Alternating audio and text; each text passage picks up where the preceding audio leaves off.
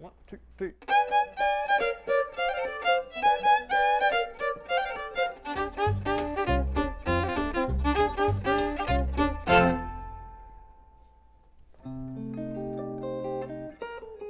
I'm Devon Sanner, chef and owner of Zio Peppe, and this is In the Kitchen, brought to you by Arizona Arts Live.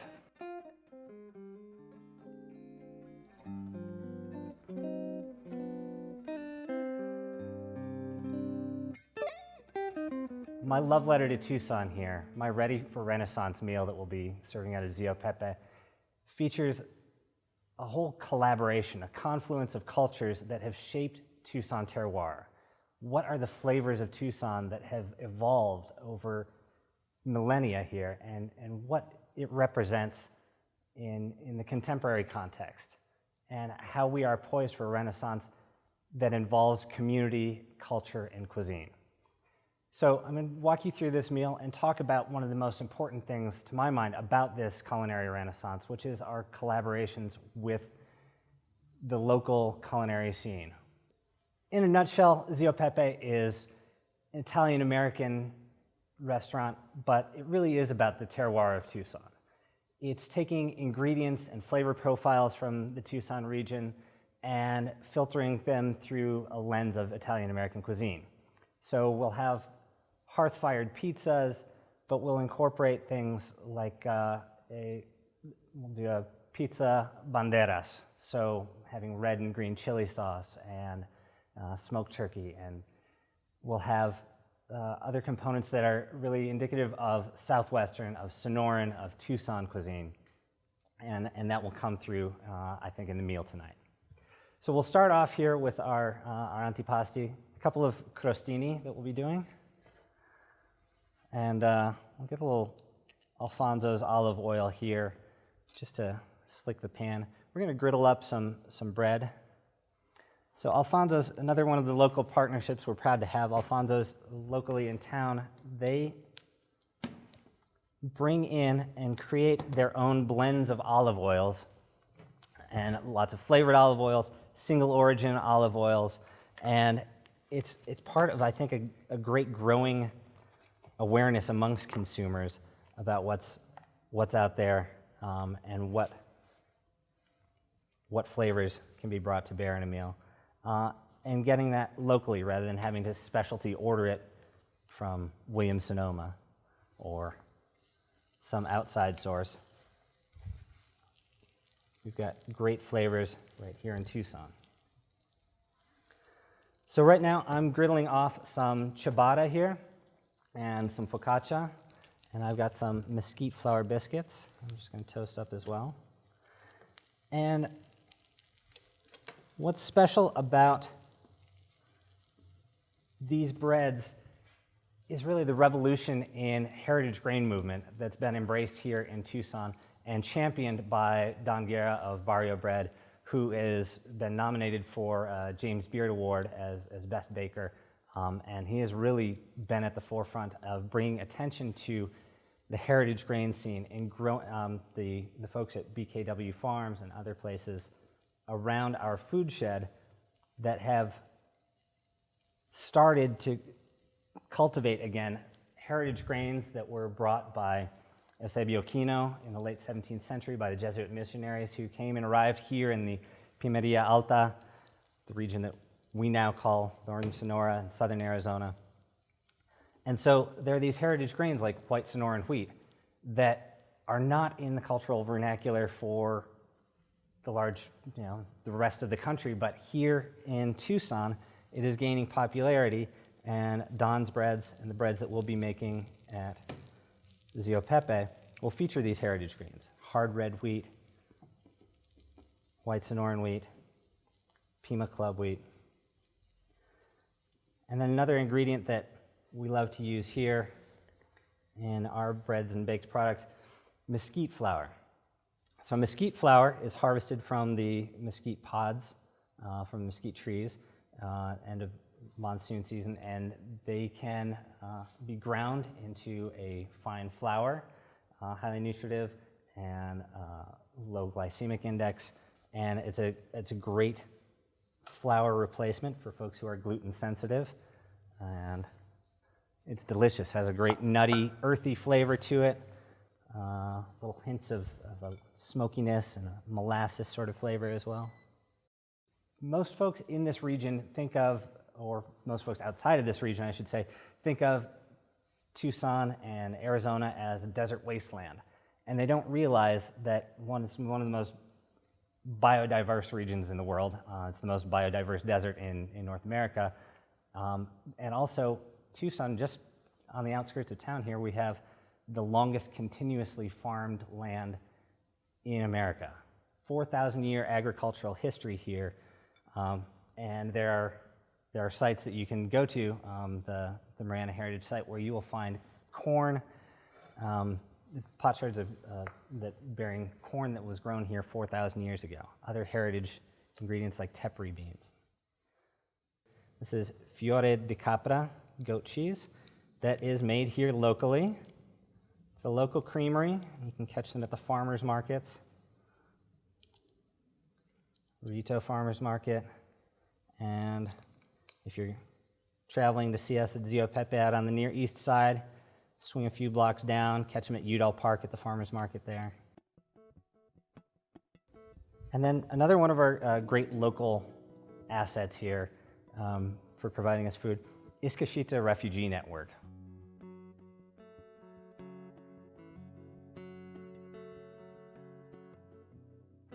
The uniqueness of the Iskashita Refugee Network is that we not only teach refugees, we learn from refugees.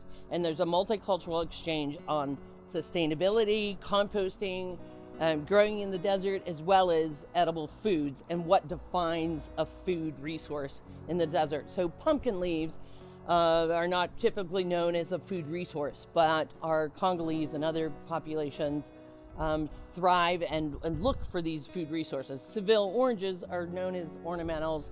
They can't buy them in the grocery store, they can't buy them at the farmer's market, but they can get them through Iskashita Refugee Network. We have now served over 34 different ethnic groups of refugees and asylum seekers. But as our harvest grew to 100 to 150,000 pounds a year, we now, 60% of what we harvest goes to food banks, soup kitchens, shelters, schools, and the like.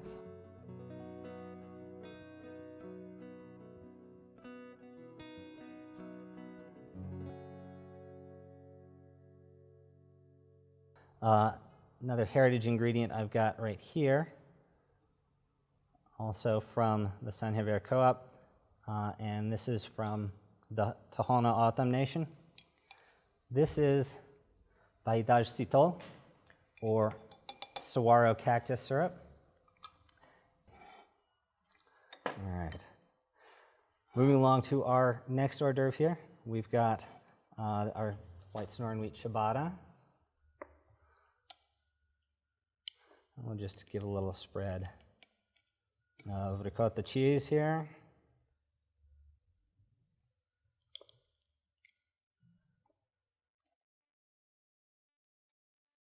And here, this is a little flavors of Tucson pesto here. This is cilantro and pinon pine nuts and pepitas and chiltepin and Mrs. Burns lemon basil. Who's Mrs. Burns and why do we have her lemon basil?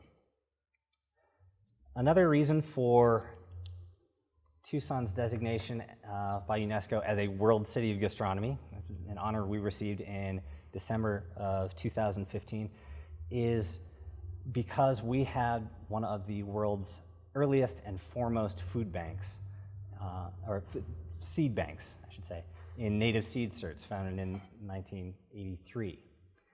And that this seed bank, the pride of Tucson, is growing out accessions of crops that may provide us the future of food in terms of resistance to drought. You know, the 60-day corn that can grow super quickly and be harvested, and drought-resistant strains of beans and corn. And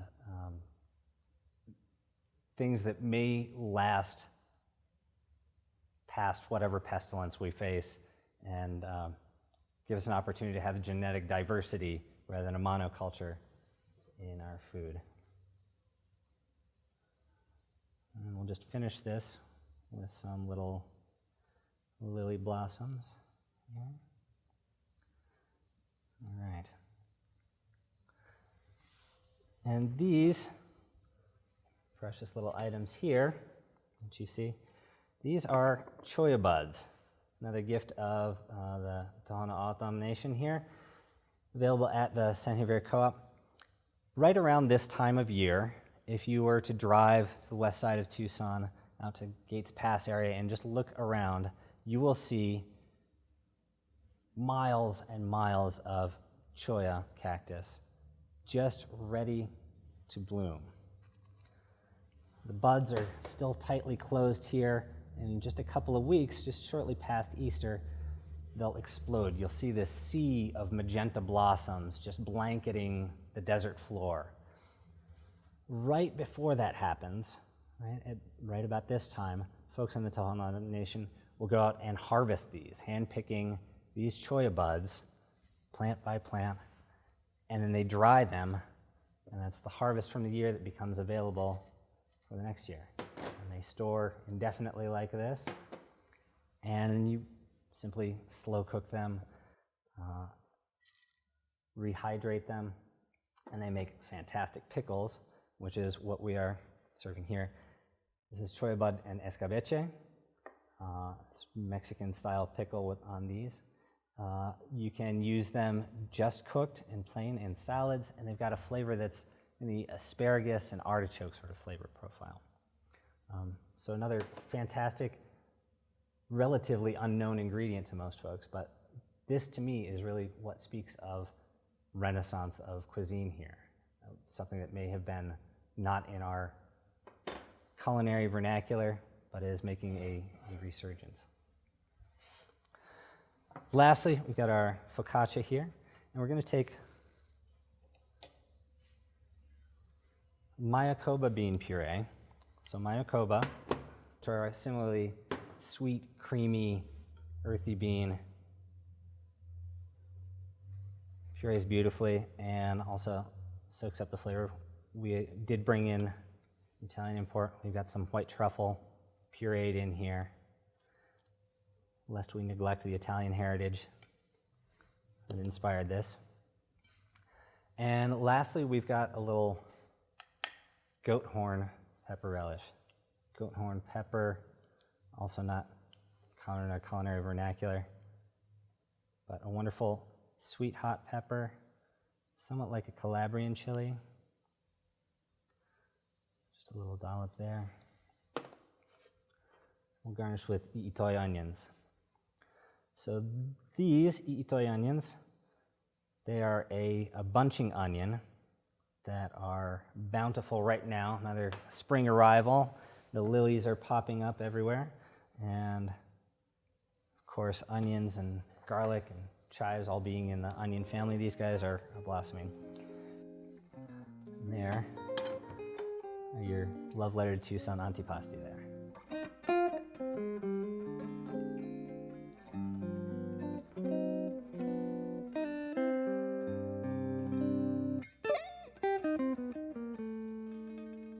All right, and now it's just sort of to whet the appetite and stoke the palate here. A simple salad based on an Italian classic, and incorporating little subtle twists here. We're starting with arugula, and this was also grown out at Mission Garden, and we've got a particularly spicy branch right now. These are nicely peppery and beautiful, and will be the base of our salad here. Now the folks at Mission Garden, as I had mentioned, grow out just a wide variety of produce from all throughout Tucson history.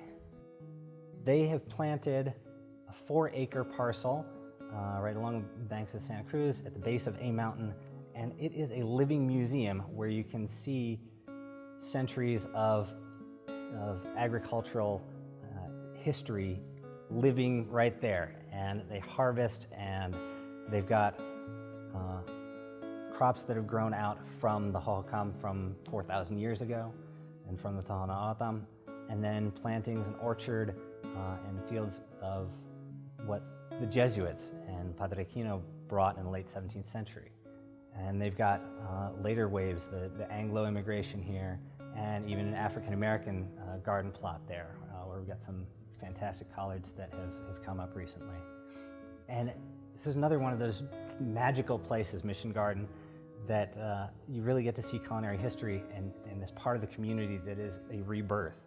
And in a literal sense, the rebirth of all of these fantastic foods that have originated here or been brought here by layer after layer of culture, bringing together what is Tucson cuisine. And right now they have the most beautiful greens here, collard, arugula, and acelgas, which is a Mexican chard that you'll see later. This is a little Bellini vinaigrette that we'll be adding here. Bellini from the peach, another crop that Padre Quino and the Jesuits brought here. And they still grow out peaches at the San Javier Co-op on the Tohono O'odham Nation. So peach and champagne vinegar. So that's our Bellini vinaigrette.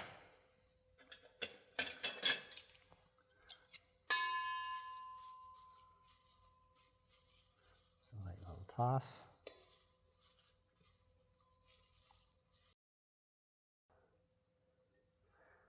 So we got some oven roasted tomatoes here.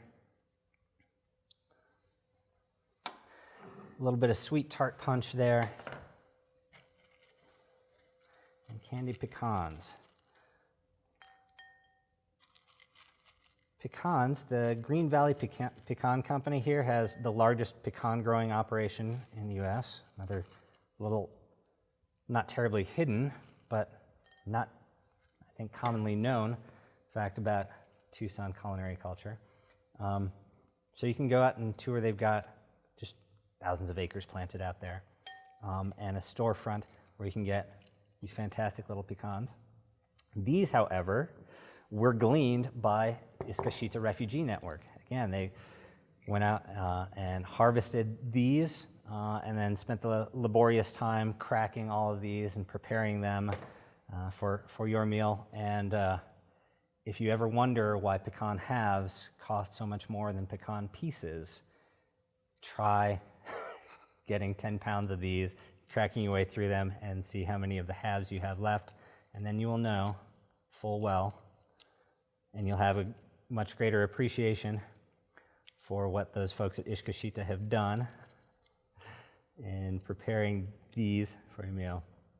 Right now I'm just shaving on some pecorino romano. So a traditional Italian sheep's milk cheese here. And that'll play well with the peppery bite of the arugula there. You get a little bit of the sheep milk funk and a little bit of salty bite in there. So salty, sweet, earthy, nutty. You've got a whole flavor panoply in here. And that's your salad.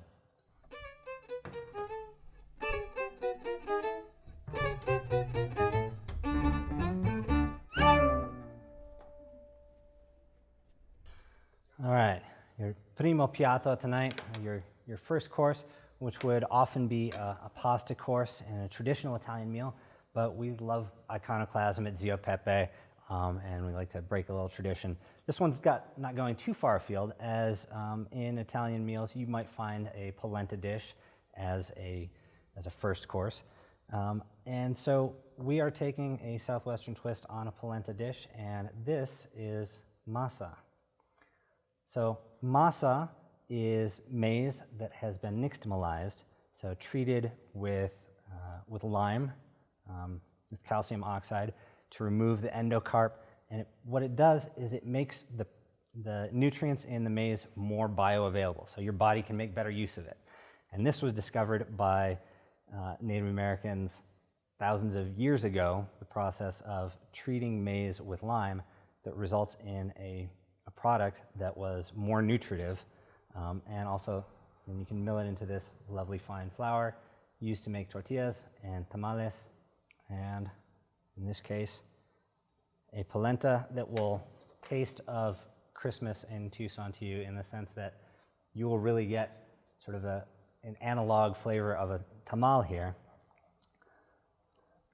And with our mesquite smoked cheddar and green chilies, I'll really bring that home. So it's sort of the process of defamiliarization and encountering familiar flavors in unfamiliar contexts, which is also part of how we love to play at Zio Peppe.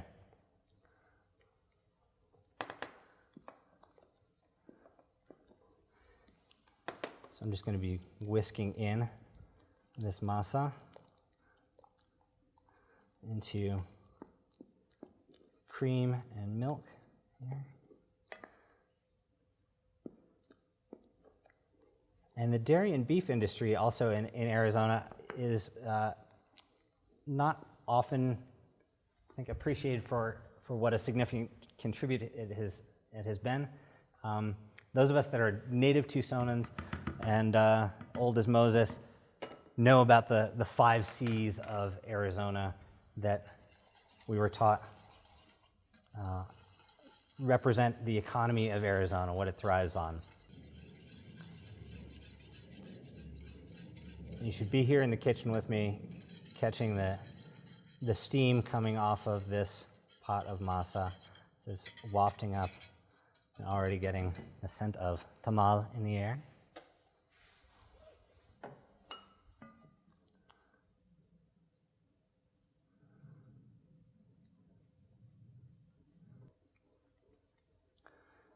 I'll give it a little season right now. As under-seasoned corn, whether it's masa, grits, polenta,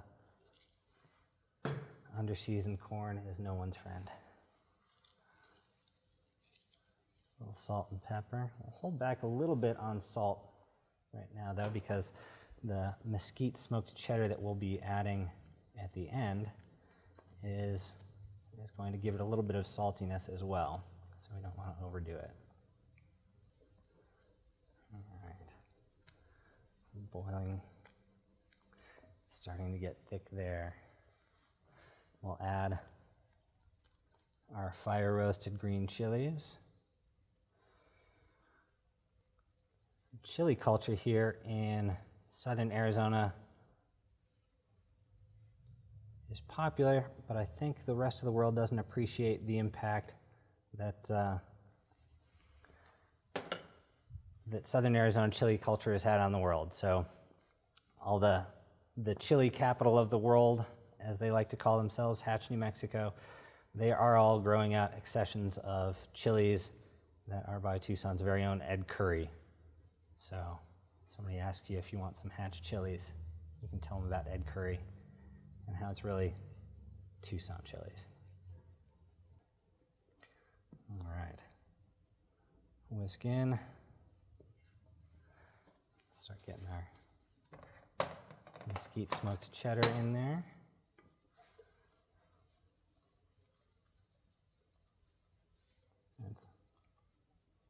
To my taste, it's almost impossible to get too creamy or too cheesy with your polenta. We're going big here.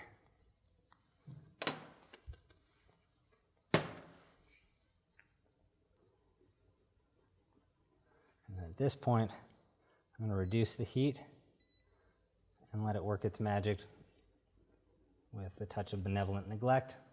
I'll leave it alone for a minute as it finishes up, and we'll move on to our greens and lasagna. Most of us have had lasagna bolognese and are familiar with the components of bolognese sauce with some pork rendered and cooked, deglazed with white wine, and then add tomatoes and you get your onions in there. We're taking a very Sonoran Tucson look at this and figuring out, well, what is a Tucson sort of bolognese? So we're starting with the base of pork chorizo. And this pork chorizo with its redolent of spices and chili, garlic, And in place of red tomato sauce, naturally, chile colorado. Sort of signature of our region. What do you do for the bechamel? Oh, bechamel would be traditionally just cream sauce, thickened with the roux, and add some cheese to it. But here within our southwestern idiom, we decided that chile con queso would be more appropriate and more to our flavor profile.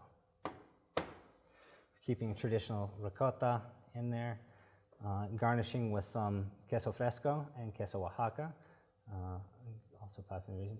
And the queso Oaxaca really is a very good analog of mozzarella, of your like part skim mozzarella. It's not fresh, the moist stuff, but it's a great melting cheese and performs very admirably in a lot of these sort of applications where you're trying to find a good analogy from Italian cuisine and Tucson Sonoran cuisine.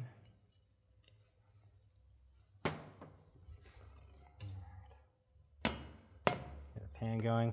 If you got a pan on the fire, home cooks out there, and you want to know if it's hot, rather than just planting your hand down there, because you probably don't have chef's asbestos hands, you can hold it up to your ear and see how you can tell if it's screaming hot. No, that's a bad dad joke, but really your ear is one of the most sensitive places to heat on your body, so holding a pan to your ear is a trick we teach young line cooks. You'll pretty readily get a sense of what's hot. All right, we'll add spinach to the pan. Hopefully we get a little snap, crackle, pop going there. Perfect.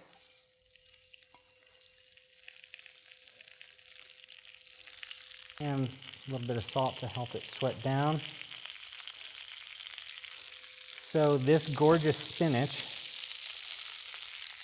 right here, brought to me by Eric Stanford and Pivot Produce.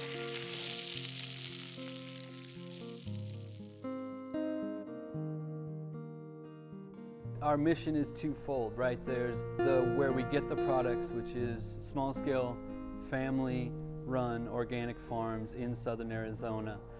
Working with them, creating revenue streams that are wholesale and in large quantities so that they have a consistent income and a consistent place for their food to go that's outside of the farmer's market. On the other end of it is where these vegetables are going. We run a CSA program that delivers to over 225 families in Tucson. 50 of those families get food at no cost at all. Another portion of those families have a reduced cost, and then the other portion of those families then kind of support that through contributing extra. I was working as a chef and realized that the quality of vegetables that I was finding in the farmer's market was hard to find within restaurants that I was working in. So my idea was to get farmer's market quality produce grown locally into our restaurants, into the restaurants I was working at and my friends' restaurants.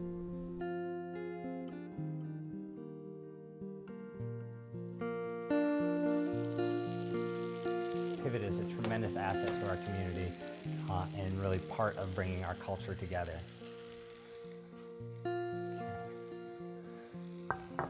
We prepare our pan here. Just a little slick of oil in there.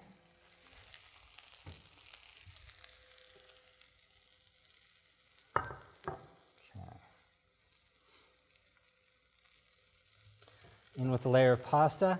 We use a base of durum semolina and a little bit of that white Sonoran wheat heritage grain, Padre Quino's grain there, in the flour. The semolina, you need to make it behave, to make it stretch properly, make it work.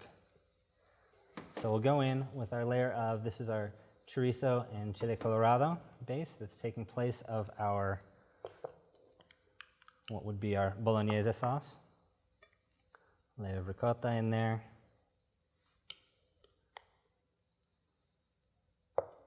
Chile con queso, our analog for our bechamel. And our grated queso fresco, and queso Oaxaca.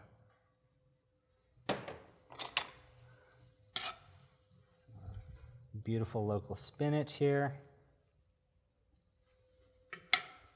And it looks so delicious, we'll do it all again. One more time. Pasta. Sonorense sauce.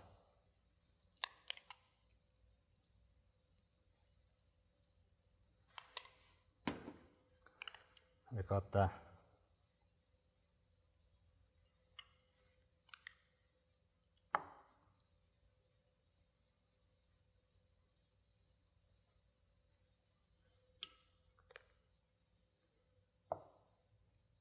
Con queso. So this is chile poblano, sweated down with onions and shallots, garlic. There's a little white wine, cream, and some ricotta cheese in there, and then it's all pureed together with some itoy onions and cilantro, green it out a little bit more, and then shaved in Parmigiano Reggiano there for that extra umami punch.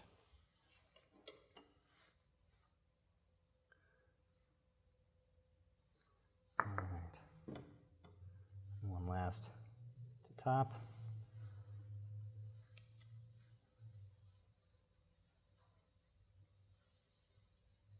Chile con queso. A little bit of melting cheese on top. Into the oven. Away we go. And we will prepare our itoy onion garnish for the top there. Comes out some nice fresh greenery. A lily garnish. Thanks to the magic of television, completed lasagna sonorense here.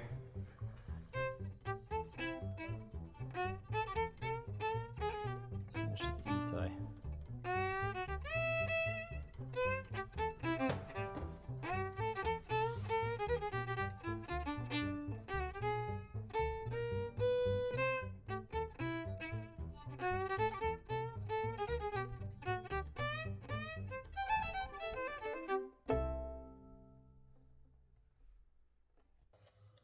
A full Italian multi-course meal wouldn't be complete without a little contorno, a side dish to go along with our lasagna sonorense.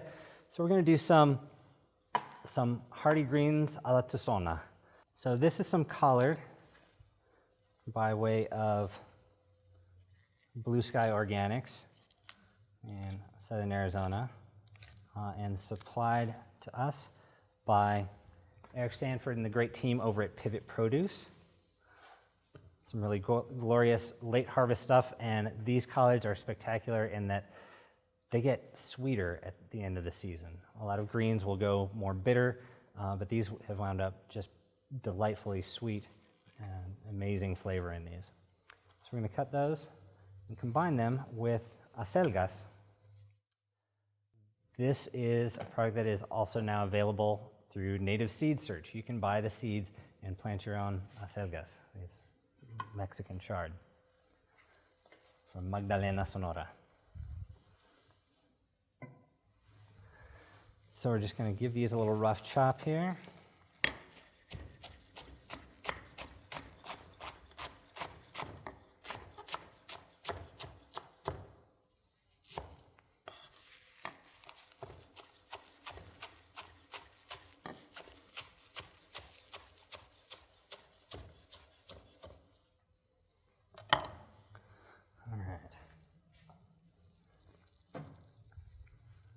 Let's look at our Alfonso's oil there. All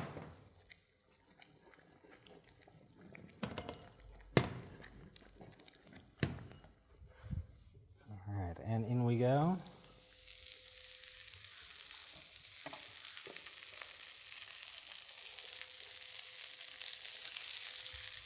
Love that little sizzle. A little bit of salt in there just to help it sweat out. That's one thing about this acelgas too. It has a little bit of intrinsic saltiness to it in a way similar to, say, celery. It doesn't taste overbearingly salty, but it has a little bit of intrinsic salt to it, and helps in making it sort of more sweet, where it would otherwise have a bitter edge. All right, our greens are softening now. So into the pan, similar to how we would do spinaci alla romana, we're going to add our piñon pine nuts here. So another ingredient that is regionally available. You can even go out and forage your own pine nuts. It is quite labor intensive, and you want to test the pine cones as you are harvesting to make sure that you don't have an exceptionally bitter bunch, because they are out there. Some raisins here. All right. I'm going to add, in the style of our vegetables alla Toscana, we would do some crushed red pepper flakes. Here we're going to take the genetic mother of all chilies. The chiltepin here is a wild growing chili, and you can find these around Tucson, and in Tumacacri there is a preserve out there. You can find these. But all of the capsicum annuum, all of the chili plants are descendants, genetic descendants of this chili right here. So this is the rebirth of the mother here. All right, for a little crunch and a little tartness, we're going to add some dried pomegranate arils. And these have been supplied by Iskashita Refugee Network. Go out and glean all of the pomegranates that people have as decorative plants in their yard, and they convert it to the edible plant that it should be. All right, into this mix, we'll add our last component, also courtesy of Iskashita, Seville Orange. So these Seville oranges, they're quite sour, but they have fantastic culinary applications, particularly like this, for deglazing, using as you would for vinegar, using for marinades like salsa criollo. And so right now we're just going to squeeze in this gloriously tart Seville orange.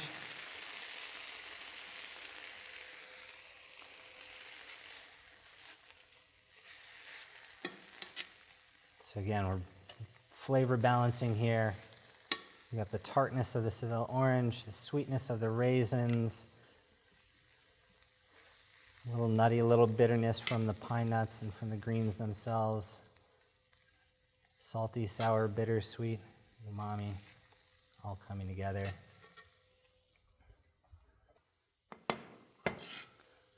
So here is our little contorno of greens alla Tucsona.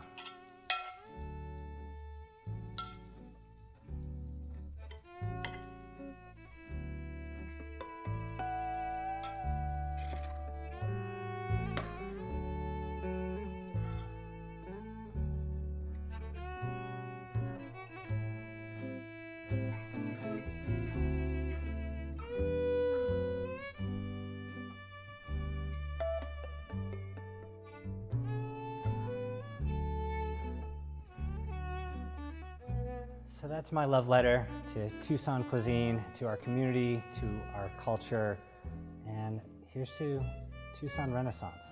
I'm ready for it. Are you?